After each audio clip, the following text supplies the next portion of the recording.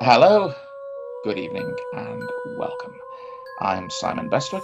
And I'm Gemma Files, and this, of course, is No Darkness Darkness But but Ours. ours. No laughing today because sadly we are confronted with mortality, Yeah, uh, and in terms of the fact that Donald Sutherland, tall, supposedly ugly, bug-eyed Canuck icon that he will remain forever, has left the building. yeah, has died. Yes, he has died. So, I mean, of course, all the kind of actors that our generation grew up with are kind of getting into that zone now, Yeah. where one by one, they're falling off the perch. It's a case of not if but when. Obviously, we're hoping a lot of them have got a good few years left in them. Yeah, with Sutherland, it's really a shock because I don't, there was just something about the guy that makes the idea of him being dead very, very hard to process. There's a quality of manic energy, of mischief. Yeah, Uh, yeah, just um, great intelligence, yes, the capability for great warmth, yes, but will more than anything else. Just an incredible amount of willpower. And, certainly I think there are things that you can see echoed in his children. mm, Um, Rossif Sutherland has his height and his eyes, and Kiefer Sutherland has his intensity, oh yeah, quite right. and his ability to be very funny and very scary. Yeah, yeah, Yeah, you've got a never real. forget, this is the man who wrestled a Christmas tree once. But um, but yeah, Donald, just such a range, such an Yeah, incredible range. I Um, mean, it was Kate's birthday yesterday, and so I was just kind of I just looked at Twitter and Donald Sutherland was trending, and I really thought, oh God, I hope it's not what I think it is. And I clicked, and of course it was. And I told her, and yeah, she was devastated because she loved Donald Sutherland. I mean, who didn't? yeah, Um, and so we were like, sort of, well, what shall we watch? Let's watch a movie with him in. And we were trying to. We've got loads of stuff on DVDs, but being lazy, we looked for stuff on streaming, and we put Mr. Harrigan's Phone, and sort of partway through, she was like, "You showed me a film in which Donald Sutherland dies on the day Donald Sutherland dies on my birthday. You that's twat true. bastard." That's true. uh, And he looks amazingly delicate in that film. He yeah, looks, it's one of those things where you really kind of realize, oh heck, the care of time is kind of catching up with. It's even catching up with Donald Sutherland, for crying out loud. yeah, Um, this cannot compute. And he did amazing work in a horror genre, but he did amazing work in all genres. And you know my love of Jack Higgins's novels, and and of course, in The Eagle Has Landed, he played one of Higgins's best recurring characters, Liam Devlin, this mm-hmm. kind of roguish IRA gunman who's but quite a romantic figure in the sense that he genuinely, he's a he is very, he's kind of like Leon. He's no women, no kids, but he's fighting the evil British Empire to free Ireland. But of Yeah, course, Higgins's description of Devlin is a small man, perhaps 5'4" or 5. So he's not particularly impressive looking physically at first glance. It's but people who kind of pick up on this kind of intensity with him always. And of course, but he does have very piercing blue eyes, which is something that they got that right. It was kind that of is like certainly true. Um, Donald Sutherland goes in. This is the 5'4" Irish dude. one one thing I always remember about Donald Sutherland, who just seemed to exist my entire life, but I think one of the first things that I saw him in was the Eye of the Needle. Yes, terrific And film. yeah, and I went to see that in the theater, and I went to see that somehow with my grandmother. I don't understand why, but yeah, Nana and I went to see it, and as we were coming out, I said, because my grandmother lived through World War II, Yeah, which is one of many reasons that she was as she was. And I said, so was that accurate? And she said, well, you know, when he gets out of the water and he's eating the soup, and he ate with the spoon towards him. Yeah, it was either towards him or away from him. He was eating like a gentleman. I was like, all right, well, you know, I guess we understand it all now. I know in the book. I mean, I read the book by Ken Follett a bit before I saw the film. Yeah. I mean, again, the character is he isn't a Nazi. He's a German aristocrat, but he's not he has no particular love for the Nazis. It's he's doing his thing basically. But the way he's able to go from being a subtly ruthless, cold-blooded character to someone who who shows this kind of other side with. You kind of almost switches to this romantic lead with Kate Nelligan halfway through and completely carries it off.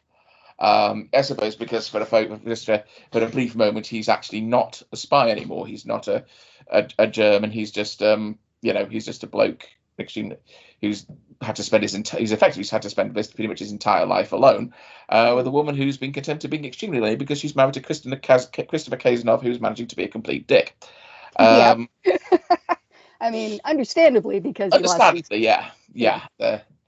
was not really any understanding of the psychological impact of these kind of traumatic injury and stuff like that, and there's all that. I mean, we could talk a lot about toxic masculinity and stuff there. And, there was also a war on, so kind of like psychotherapy was kind of a long way from being the top priority. It reminded me a lot of the trauma in Godzilla Minus Zero, where I haven't seen that yet. Oh, okay. Well, let me just say that the male lead, and this is not a spoiler because you know it pretty quick. Oh, he was a kamikaze pilot, and he did not want kamikaze, and spends like what seems like 5 years just working off that. But probably for the rest of his life. At any rate, yeah, so I get it. I completely get it. But yes, between those two dudes, Donald Sutherland all the way. I mean, obviously, if we're going to talk about... she had to murder him. If we are going to talk about Donald Sutherland, of course, in the context of the horror movie, we have to mention Don't Look Now. It's like that's an invasion of the Body Snatchers. There's two really quite iconic horror roles from the 70s, which are just... in which he's just terrific in them both. I mean, Don't Look Now is Don't Look Now is amazing on a million different levels. Yes, it's shot in an amazing way. It's put together in an amazing way, in a way that you don't see anymore because it was very specific to that time period and also to that director. But the thing that Sutherland manages to do is, he's such a big guy, and he seems thick sometimes, but he's wrapped in grief, and it's almost like he's not thinking with all of his brain, and there are so many things that are passing through him and around him that he only notices in hindsight. There's a deep vulnerability in that character, and to play against physical type with that deep vulnerability, that crack, that and all the ways that he tries to protect himself and all the ways that he tries to get over things and carry on for not just himself, but for Julie Harris, for the job he has to do, everything. They have another child as well. Exactly. it is one of these things there. I mean, perhaps people were starting to get maybe a slightly better understanding on it, but there is still that whole idea of, you're supposed to, you stiff up a lip, pick up, carry on, and work through stuff. Yeah, but in hindsight, every decision that he makes is bad. Every decision he makes is a mistake, and there's no way he could know. Yeah, and that's why that movie works as well as it does, why it's as ruthless as it is and as deep as it is. It's an endless pit. It's one of those things you can just keep returning to, and I think you can probably always see something new. Yeah, and his performance is the keystone, the cornerstone. Remove that and the whole thing just, somebody else could have possibly done a good job, but yeah. Who else could have done it quite like that? Nobody. And then we have Invasion of the Body Snatchers, which the 1978 film, which is the Philip Kaufman, which is just that final image of him in that is just holy shit. That will haunt your nightmares. Yeah, it absolutely will. I mean, to make the decision to go from the end of the 50 whatever Body Snatchers, where it's just trying to warn people, to oh no, too late, is a very 1970s thing to do. But it hits you with a double punch because you liked that guy, you wanted that guy to survive, you wanted. You've been holding on to that guy the entire time.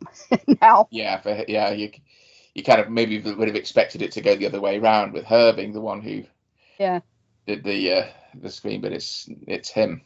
Yeah, it's a strange thing that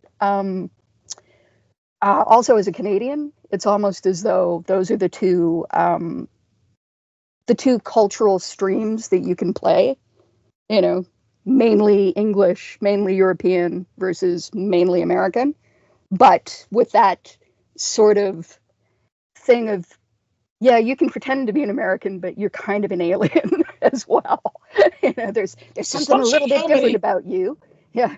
Sorry. So how many Canadians have pulled that off? William Shatner, Michael J. Fox. Well, this is it. There's something a little weird about you, and I'm not quite sure what it is. Oh, I mean, people say it's politeness, and I've often said that it's not quite. Comparative sanity. We are reserved, but not necessarily kind. There is a kind of coldness at the center of being a Canadian, where it's just sort of like, all right. I didn't want to see a Canadian defined as a disarmed American with healthcare, but I think Canadians actually Canada has a fairly high per capita rate of gun ownership, if I recall correctly. Well, yeah, because a lot of them live in places where they interact with animals that, either you're going to hunt those animals, or those animals are going to try and hunt you. I don't do that because I live in Toronto. But even in Ontario, there's a lot of Ontario, and a lot of parts in Ontario where if you had no gun, you would be kind of stupid, the same way that if you had a car but you had no jack, if you had no snow tires. But what I will say is that there's a kind of reserve that the Canadians have, and absolutely that Donald Sutherland had. That he, it's like there may be a lot going on inside of me, but I don't necessarily have to show you that. I don't necessarily have to, And a later role where he really showed that off, and it's a film that deserves an awful lot more love and recognition than it gets, is Citizen X. Yes. Which is a film. I mean, there was that whole. I mean, back in the sort of 80s and through to the early 90s, the mid to late 90s, you couldn't basically throw a fucking rock without hitting a made for TV film or miniseries usually about a serial killer. Mhm. of some kind of true crimes, and the quality of them was, a lot of them were pretty forgettable. Yeah. But I mean, I can think of two which really, really go above and beyond and really, really stand up. And one is To Catch a Killer, the one about John Wayne Gacy with Brian Yes. Dennehy, which is a truly, truly terrifying performance all round. Yes, an incredible performance. I've And always loved the bit when the cops are have been tailing him, and he tells him to his lawyer's office, and he goes, "Yes, come in, John. Just stay away, stop harassing this man." And then a couple of hours later, he comes like this, "Whatever you do, do not let that man leave here." Because he just spent 2 hours cooped up with John Wayne Gacy in his office. But the other one, is Citizen X, which is about Andrei Chikatilo, the so-called Rostov Ripper. Yep. And it has a fantastic cast. It's got you've got, as well as Sutherland, you've got Stephen Rea, you've got Jeffrey DeMond as Chikatilo, you've got Imelda Staunton, you've got Max von Sydow. And I mean, a lot of the other cast are, I think Hungary was where they filmed it in, but they got a lot of sort of North American and British actors into play some of these. Joss Ackland as well, who was always terrific in everything he did. And the ultimate party man. Oh yes, because I mean, the twist, terrifying thing about Bukharov, I think it was the guy who did the Stephen Rea's character. He was actually, spending as much time fighting the Soviet bureaucracy, who refused to admit that there could be such a thing as a serial killer, which was a decadent, capitalist phenomenon. Yes, it's an invention of the West. Yes, it's like, yeah. And just Sutherland is fantastic as this very kind of reserved, rather sardonic officer who's very, very much not a party man, but someone who very much knows how to play the game. And is sort of like I stick my neck out for nobody is this sort of his thing. And there's a couple of occasions where he actually does stick his neck out. And I think there's the scene which, I mean, it gets me every time I watch it, which is kind of like moving towards the end of it after, Glasnost, after all this has happened, and there's a thaw between the West and there's contact with the FBI can't make contact, and he realizes they've actually been following this case, and he's been following the guy who's in charge of like their serial murder unit at Quantico, who's been following Stephen Rea's character over the last 3 years, and he's actually said he takes people off these cases after 12, whether they want to and do or this not. guy has been on it for upwards of 10, I think. Yeah, and he's had a mental breakdown at least once. Yeah. And that case was horrifying. I say that as a horror writer. Yeah, Chikatilo was a really terrifying figure. There's some indication that some of his personality may have been shaped by his experiences growing up in the Holodomor, because this was in or near what is now Ukraine. Yes. And I think I'm not sure if he lost family members to the kind of like people were resorted to cannibalism during that famine. In order to survive. So I've heard yes, I've heard no. Some people dismiss it as something he might have just told to make himself look a little bit more understandable. But I think there's like a bunch of different things. But also the fascinating thing of how you could literally ride a train from one end of the USSR to the other. Oh, yeah. And you could just get off at any stop and kill somebody, get back on, and be back where you started pretty quick. Nobody was looking for that kind of killer. No, not at all. If you had a thing for killing people in sadistic ways, there were official positions where they let you do that. They'd pay you to do it in some parts of it. It genuinely, it's one of these things where someone's just able to exploit the gaps in the system, the blind spots in the system, and use it in a truly terrifying way. I mean, that's what a lot of serial killers do. It's not just, that wasn't just a Soviet phenomenon. That was just this one particular case. I think there have been a few other killers of that description in the Soviet Union, but it had very much been tended to be suppressed or presented as something else at the time. Yes, no, absolutely. That's absolutely true. There's some fascinating cases, but let's get back to Donald Sutherland. Yes. Donald Sutherland is, I believe he was nominated for an award. He might have gotten an award for that. It's a really great turn. It's an amazing turn. And it allows him to play to all his strengths. Yes. Even the strengths that lie in his vulnerability and his ability to expose his vulnerability, no matter how far down it can be. Always that sort of, it's like with Clute, right?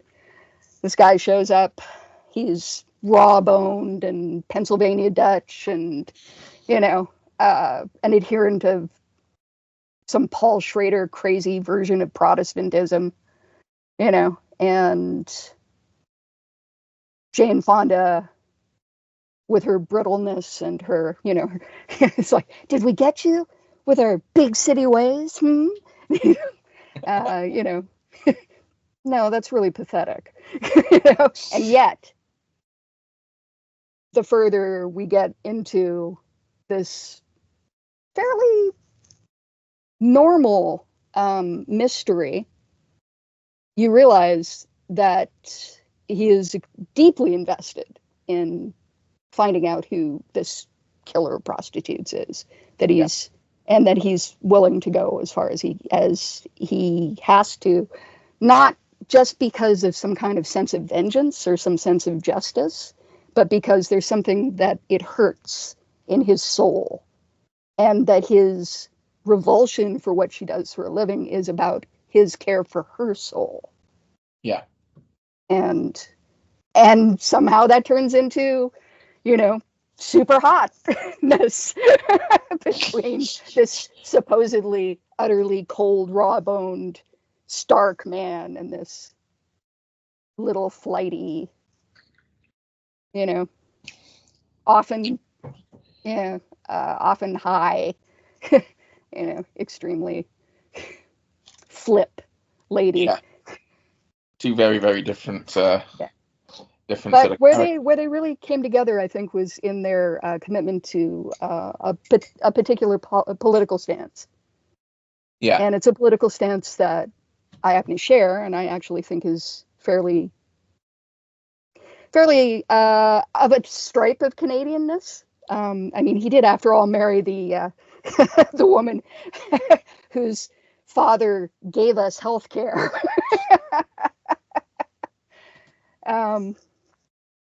Yes, Tommy Douglas, who founded the NDP, our third party, is Kiefer Sutherland's grandfather.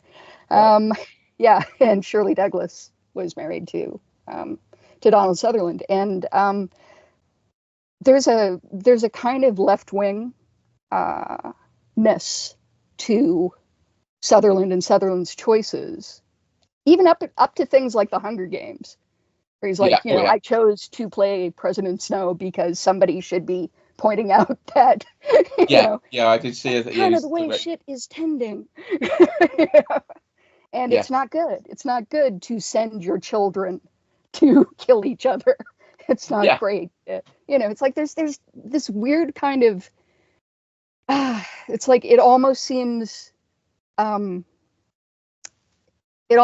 the kind of thing where it's like, oh, are you acting from your emotions? Is that it?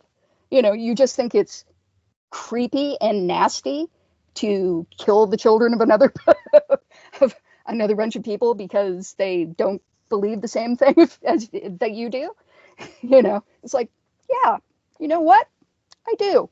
Yeah. I do. And because he's like 6 foot whatever, and he looks like he could clock you one, you're like, oh, okay. Perhaps I will listen to you. But yeah, he had that throughout his life, and he kept it. And I love that. That was one of the things I loved most about him. You're not going to. He's a guy who makes his own decisions, and you're not going to convince him to shift for political reasons or intellectual reasons, because those decisions come from the inside. They come from the soul. Yeah. I mean, there are just so many great performances, and just so many goddamn films. And like a million swings and no misses. Yeah. Very, very few times have I ever seen Donald Sutherland in something and gone, oh, that didn't work. And one of the things that happened on Twitter the day that his death was announced was that you kept getting this cascade of people going, oh my God, have you seen him in this? Yes. Adam Arkin's film, Little Murders, I think, where he shows up for like 10 minutes as a truly deranged preacher. Oh, wow. Yeah. In Backdraft, a cameo as this kind of like pathological sort of firebug. Yes. Yeah. And when I say deranged, I don't mean like a nasty kind of derangement, just kind of happily deranged, a little bit of a lisp, as opposed to Backdraft, where it is this, it's like, and of course, don't make me admit that I want to burn the world, the whole world. And of course, if we're talking about gorgeously deranged, always with the negative waves, Moriarty, always with the negative waves. It's Oddball and Kelly's Heroes is just. Oh my God. I mean, it's not easy to steal the show from Clint Eastwood, Telly Savalas, and all the rest of that cast, but he has a damn good go at it. He was in the Dirty Dozen, of course, and tied my dad to a tree. Was your dad seriously? One of the Germans? Yes. I think they stole a truck from them or something.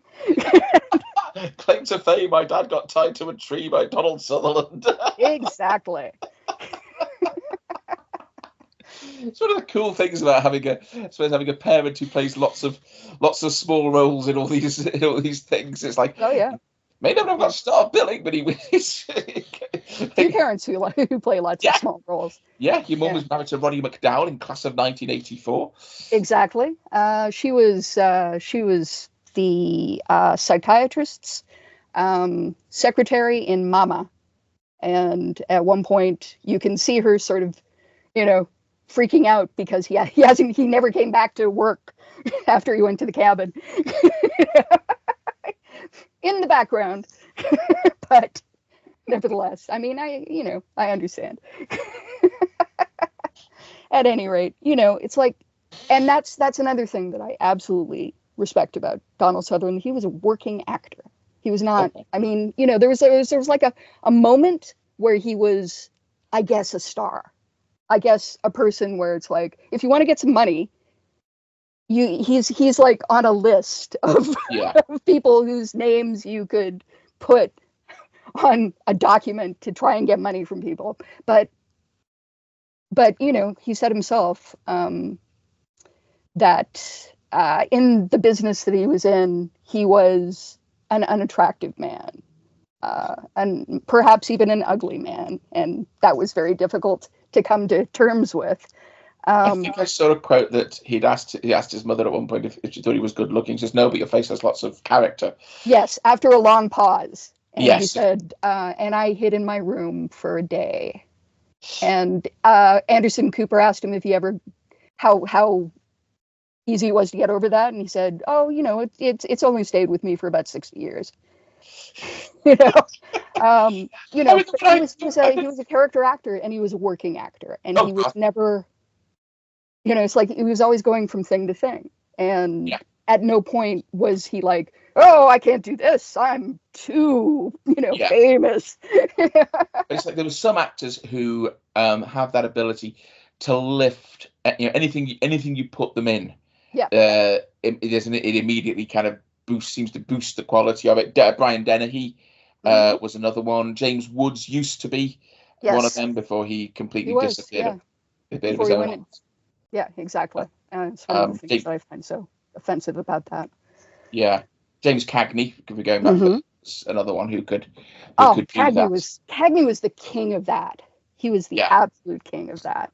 And I mean, I've been going through this thing where I've been looking up Lon Chaney Mm. movies, like Lon Chaney Sr. And if he had been able to make that leap, if he hadn't died of throat cancer, he would have been a guy like that too.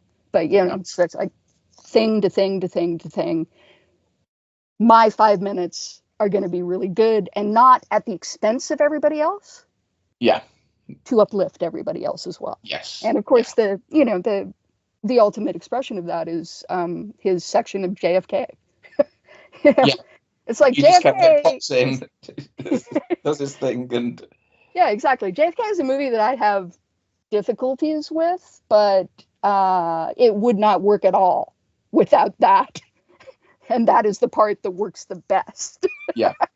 I It's mean, like, I'm just going to walk in, you're never going to know my name, and I'm going to explain everything to you, and then now I got to go. Bye-bye. yep. Do what you want with that information. That is the kind of actor who you need to be a Sutherland or a Cagney or a Dennehy to pull that kind of thing off. I mean, you think about Cagney, you think about something like White Heat, and you think about how many other. I mean, they actually said to Jack Warner, he was like struggling to get his head around this idea. Says this will work, but there is one guy who can play this and make the rafters rock, and that's James Cagney. Yeah. Who Jack Warner fucking hated and did not want to have back. But my favourite story about White Heat, before we get back to Donald Sutherland, is there's the famous scene in the prison canteen when he learns his mother's died. And I think apparently Jack Warner, who rarely came up with an idea unless it was potentially to save a few bucks, suggested couldn't it happen in the chapel? They said, what's Cody Chavit going to be doing in a chapel? Praying? Come on. So they had to get like 300 or so extras in, and of course he hears that his mother's dead, and there's that kind of like, and then there's this scream comes out of him, and he just goes apes. He's just scrambling across the table. He's punching guards out. About half a dozen drag him out of there, screaming, and it's like he's crowd surfing. Yes. And half these extras who were just in for the day and didn't know anything about the film were genuinely like, they genuinely thought they'd just seen like James Cagney go have some kind of like breakdown, go completely. Apparently, he had a friend whose uncle was in the psychiatric hospital at Bellevue when he was a kid, and would go out there, and he said you could hear the shrieks from the people who were under restraints, and it was like, what do you want from him? How did you prepare for that? It's like, just remembered that and used it. But my God, a lot of there's a lot of other actors just could not have carried it off and brought that same kind of level to it. And again, Sutherland is the kind who could have brought. I mean, like I said with Eye of the Needle, this character who you can believe in both as this ice-blooded ruthless German spy on the one hand, and as this almost tender lover on the other. Yeah, and that amazing moment early on where he switches from actually kind of liking that guy that he has to kill, that young man who's like a policeman or something, like a military policeman, and suddenly realizing, oh no, I gotta kill that guy. It's just like, the only way you're going to survive in that kind of job. But yeah, absolutely. And you can see it. Much like oh God. Well, actually, the guy who comes to mind is someone who doesn't actually work very much anymore. Who I first saw in Primal Fear with Richard Gere. Edward Norton. Oh, Edward Norton is a very Donald Sutherland guy. He has the height. He has the physicality. He has the ability to play against his physicality. But more than anything else, he has the ability to be funny and scary and vulnerable and let everyone see him thinking. Not necessarily know what he is thinking, but see him thinking. This is why I was so annoyed at how bad Red Dragon turned out to be, because, you know, I thought he would be perfect in that role, and he tried his fucking best. But who's he in Red Dragon? Oh, well, he was Will. He was Will Graham. Again, I struggle. I struggle with the idea of you know, of anyone improving on Manhunter, really. As an it's very hard. And, you know, I think if you're going to do it, you better do it the way that Hannibal did it. Just go in the absolute opposite direction. Yeah. Yeah. I mean, as I've always said, that Anthony Hopkins is Hannibal is this terrifying psychopath who happens to be very intelligent and erudite and knowledgeable. And Brian Cox's Hannibal is a character who's incredibly intelligent and eloquent and knowledgeable and literate and all the rest of it. And then he will just throw in some line like, "Have you ever seen Blood in the Moonlight?" Well, yeah, it's quite black. Yeah, but also what works with that is that you believe, you know, when Graham says, "What? But you had drawbacks." What were they? You're insane. You know, he is someone who has instincts that he cannot act against. Oh God, yeah. There was that wonderful moment when, you know, after all the back and forth, you know, sort of William Peterson finally relents and raps on the bars for the guard to come and take the pictures of the crime scenes through, and you just catch a glimpse of Brian Cox's face, this kind of like, yeah, exactly, sort of exactly. smile, yeah, almost salivating kind of thing, and it's just kind of like this little glimpse of the monster. Yeah, but always. Yeah, and he doesn't have. It's interesting because I remember Cox talking about this in interviews. He doesn't have respect for Lecter. He's not in love with Lecter the way that some people who played Lecter are. Yeah. You know, he's just sort of like, no, that's the kind of guy you need to put in a cage and possibly put a bullet in his head, because, you know, and so it's an interesting angle to be playing it from. At any rate, yes, I would say that ability to let people see you thinking is highly underrated. Oh God, yeah. It's not an easy thing to convey. Yeah. You know, I mean, and it's weird because, let's face it, a lot of acting is lying. It's the ability to have things come out of your mouth that, you know, are not true and convince other people that they are true at that moment. Yeah. And that that you literally made them up before they came out of your mouth. And much like writing. Yeah, much like writing. It's like, hey, you don't actually believe that, do you? No, what the fuck? What's wrong with you? You know? Although, you know, yes, there are moments where I'm like, wouldn't it be really nice if you could just reach over and like stick your thumbs in somebody's stick your thumbs under somebody's breastbone and go, A, impossible, B, impossible to get away with. But thank God we have the brain. Yeah. The brain and the page. The great thing with, both actors can do it and writers can do it, is you can kind of vicariously enact things, quite literally if you're an actor, that would get you locked up if you actually did them in real life. Things that aren't socially acceptable, things that aren't legal. You can perform those in a way that's probably be very cathartic in some way. Certainly, I've always said that, certainly for horror writers, it's a great sort of release valve for pent up rage and other things to sort of like. You know, I'm not allowed to. And you know, and often, you know, with acting and with writing, you're reaching inside of yourself and you're trying to find like an alternate version of you. You know, it's like, if I follow this impulse to its ultimate end, what kind of person would I be? Yeah. If I was different, what kind of person would I be? If I was different in a particular way, what kind of person would I be? Sometimes it's as simple as, making people believe that you're in love with a person that you're not in love with.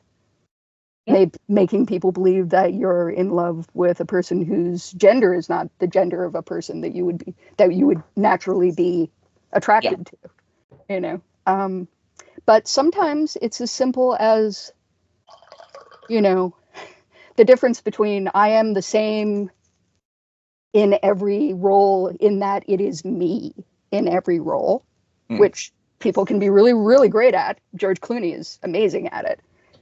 He's old school. He's like an old school star in that particular way.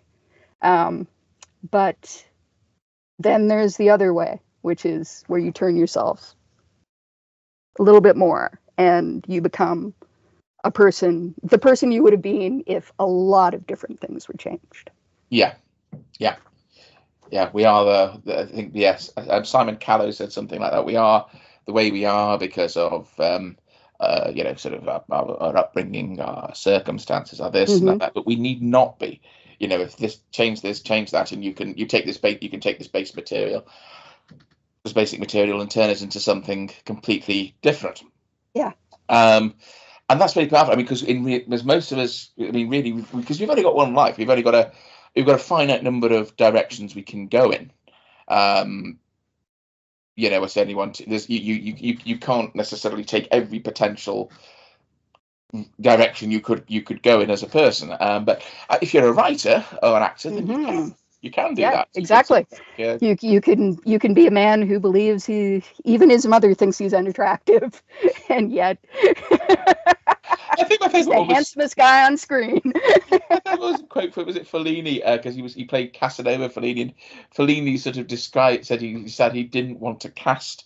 He didn't want someone who was like conventionally handsome, so I cast Donald Sutherland, who's a sperm-filled waxwork with the eyes of a masturbator, but he was a professional actor. It's like, what the fuck, dude? Yeah, I mean, all you can do is laugh, right? The same way that I'm sure he laughed on the outside, at least, when some other director said to him, "No, we can't cast you in this. It's a boy next door kind of role, and you don't look like you ever lived next door to anybody."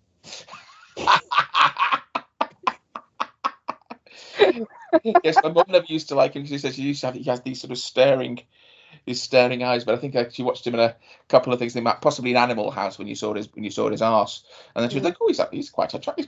He's not bad actually." I think she moderated her view of him. We were sort of looking for things with him in to watch. And it was like Pride and Prejudice. He wasn't in Pride and Prejudice. Yes. Well, yeah, he was in Pride and Prejudice. He was Mr. He was Mr. Bennet in Pride and Prejudice. With all his daughters and this complete chaos going around him. And he was Kate Bush's dad. Yes. Wilhelm Reich and Cloud Mystic. Yeah, exactly. I mean, yeah. When somebody asked him about what that was like, he was like, "She was such a stoner," in this way that's like, not exasperated, just kind of affectionate, just like. Yes, I think he said. I think there was because again there were so many little bits and pieces from articles and autobiography going around social media. I think one of them was that he sort of come out of his trailer completely, her trailer completely baked, and he sort of said, that stuff will ruin you kind of creatively, wasn't and she was like, "Oh, I haven't been straight in 9 years." He said, I loved her. Yeah, exactly. Why not? The other one was when she actually came to the hotel he was staying at and just knocked on the door, and he opened the door and there was no one there, and then it was like he looked down and there was this tiny little Kate Bush. Yeah, I mean, there's just like so many different fragments that you can see in Donald Sutherland, the old hippie dad, and the person who's very accepting, and the person who's stringent, and the person who's not accepting at all. Who goes through. I mean, of course, he's his cameo in Animal House, where he's like the cool teacher who smokes a lot of pot. And then is it Catholic Boys, the comedy with Kevin Dillon, where he's like this very, very severe kind of monk at a Catholic school or reformatory. You know, again, all of that. And yeah. Finally, I will say, there's a phrase that the kids use a lot. And yeah, I gotta say, I'm with Kate. Donald Sutherland fucks. You know, he's definitely that guy. He's definitely, you know, it's like, no matter what you think about his bug eyes and his raw bonedness and his height. It was my mum who used to not like him because of the bug eyes. Oh, okay.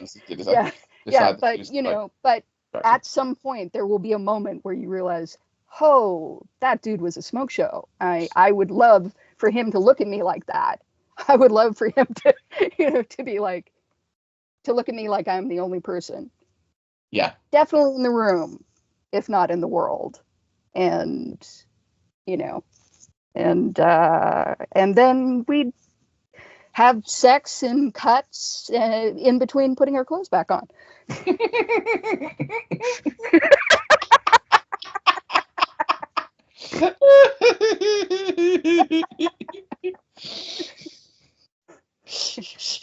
That's a don't look now joke, son. Yes, I got it.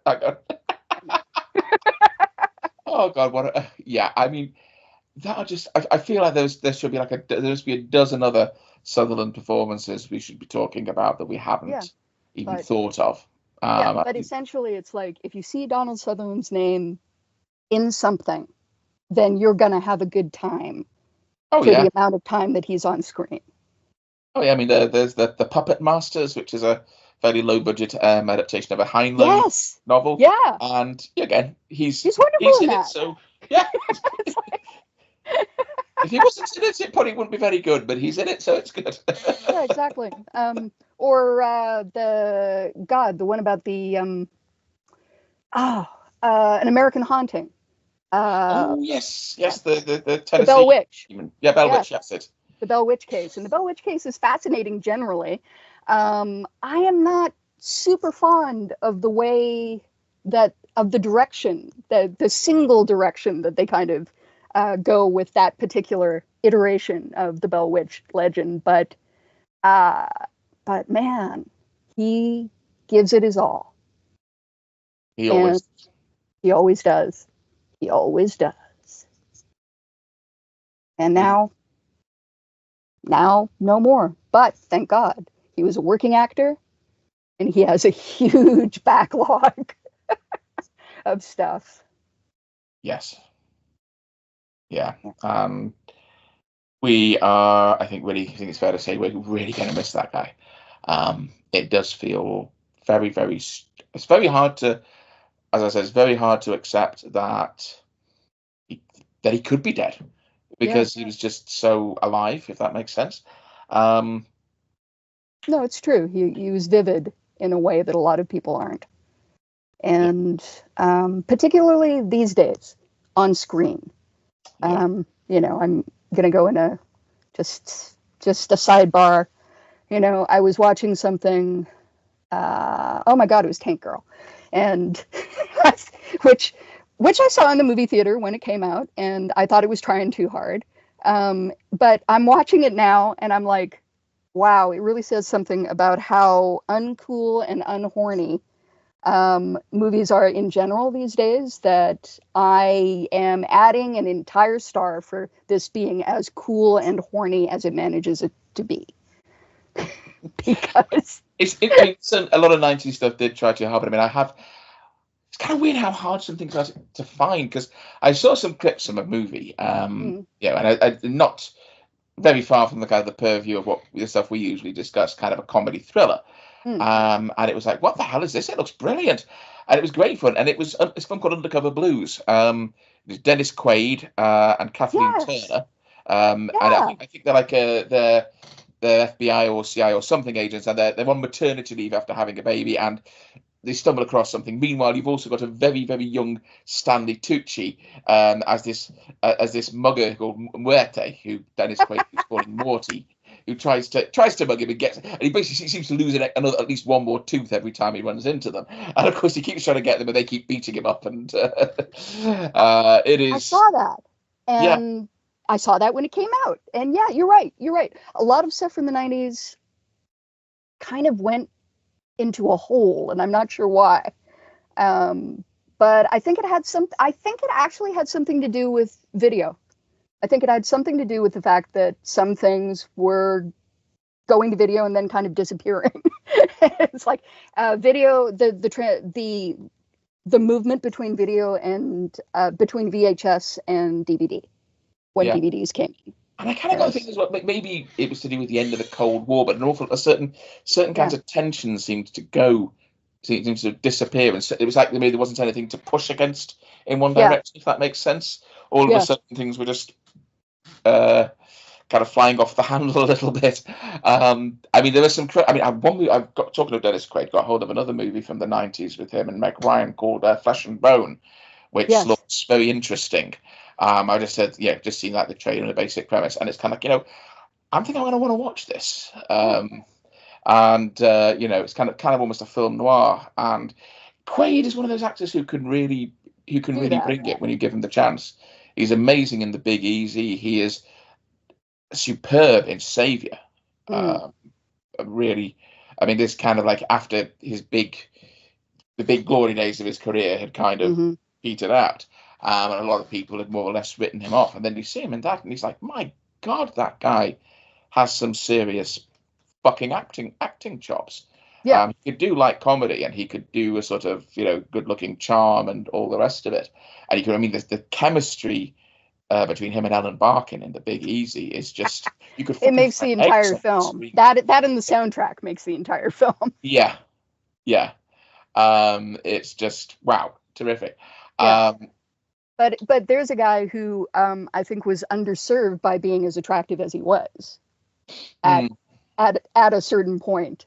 I think he's a guy who falls on he's a pretty boy, side of the equation, but really he's a character actor. Yeah. Much like Brendan Fraser.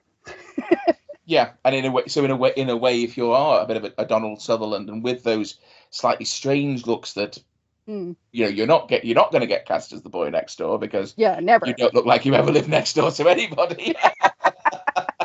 Whereas Dennis Quaid would get cast as the boy next door who actually turns out to be a rapist. Yeah. But I mean, it's also often they probably wouldn't cast him in something that dark. They would want to cast him as the boy next. I mean, he'd be great.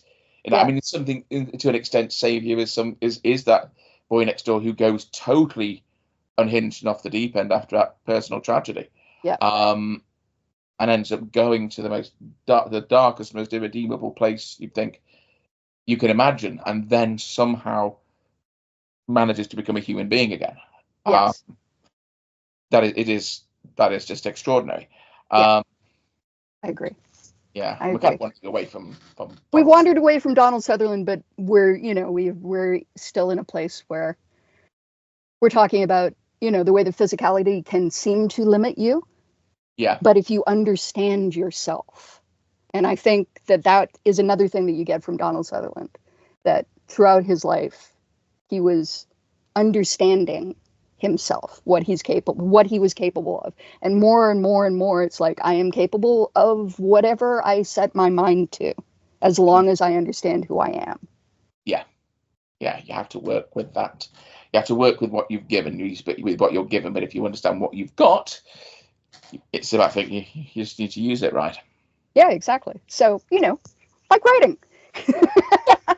The subject of which I have had an advanced copy of this arrived, and it looks just fucking gorgeous. Oh, it looks amazing. I am, just the fact that there's antlers all over the front makes me want to read it right now.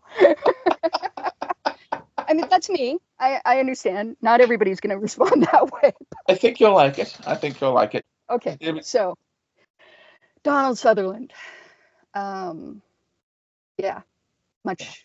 Much to be missed, and he will be much missed. But the great part is, somewhere out there is another person who is waiting to lean into the way that they've been told that they're unattractive in a way that will make them the most amazing, eccentric, vulnerable smoke show you've ever seen. Yeah. And the other really cool thing is the guy made about 200 films, and so there was a very, very good chance that if you're watching this, there was a Donald Sutherland performance that you haven't yet seen that is out there waiting for you. And, you know, as I said, we've done our best to try and talk about some of those many performances, but there are ones that we will have missed.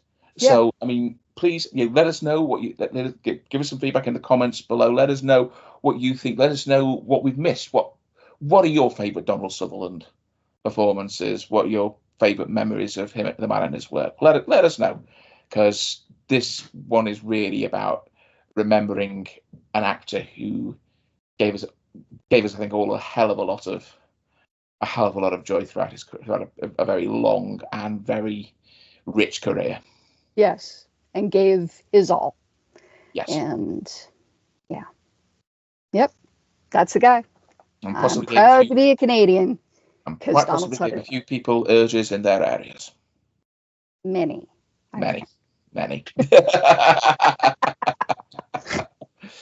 Okay, so we've managed to, despite starting on a rather somber note, we've managed to end with smiles on our faces, I guess. Or you can death smiles at us all. The least we can do is smile back, perhaps. That is exactly it.